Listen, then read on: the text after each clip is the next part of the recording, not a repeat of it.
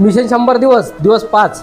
आज मी असे दोन व्यवसाय सांगणार आहे ज्याची मागणी वर्षभर कायम असते। विशेष म्हणजे हे दोन्ही व्यवसाय कमी गुंतवणुकीत सुरू करून स्वतःचा ब्रँड तयार करण्यास संधी देतात। त्यामुळे हा व्हिडिओ शेवटपर्यंत नक्की पहा।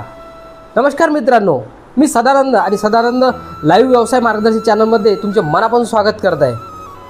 आपण सुरू केलेल्या मिशन 100 दिवस या मालिकेत दररोज 2 नवीन व्यवसायांची माहिती तुमच्यापर्यंत पोहोचवत आहोत।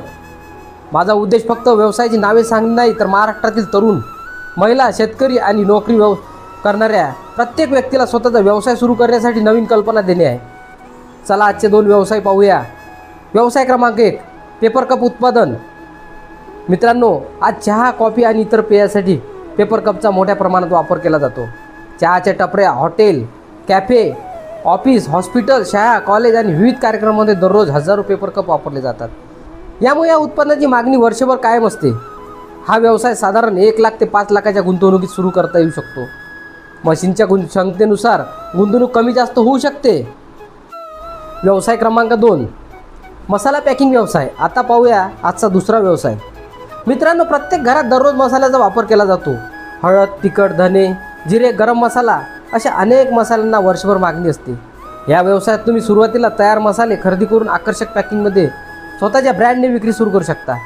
पुढे अनुभव वाढल्यानंतर स्वतः मसाले तयार करूनही व्यवसाय वाढवता येऊ शकतो। हा व्यवसाय कमी जागेत आणि तुलनेने कमी गुंतवणुकीत सुरू करता येऊ शकतो। जर पॅकिंग आकर्षक असेल, उत्पादनाचा दर्जा चांगला असेल आणि ग्राहकांचा विश्वास जिंकला तर स्थानिक बाजाराबरोबर ऑनलाईन विक्रीची संधी चांगली मिळू शकते। लक्षात ठेवा, व्यवसायात यश हे फक्त उत्पादन विक्रीतच नसेल तर ग्राहकांचा विश्वास जिंकण्यातही असते। आजच्या 2 व्यवसायापैकी तुम्हाला कोणत्या व्यवसायाची संपूर्ण माहिती हवी आहे कमेंटमध्ये नक्की लिहा। पेपर कप उत्पादन व्यवसाय किंवा मसाला पॅकिंग व्यवसाय। पुन्हा भेटूया मिशन 100 दिवस 6 मध्ये आणखी 2 नवीन व्यवसायासह।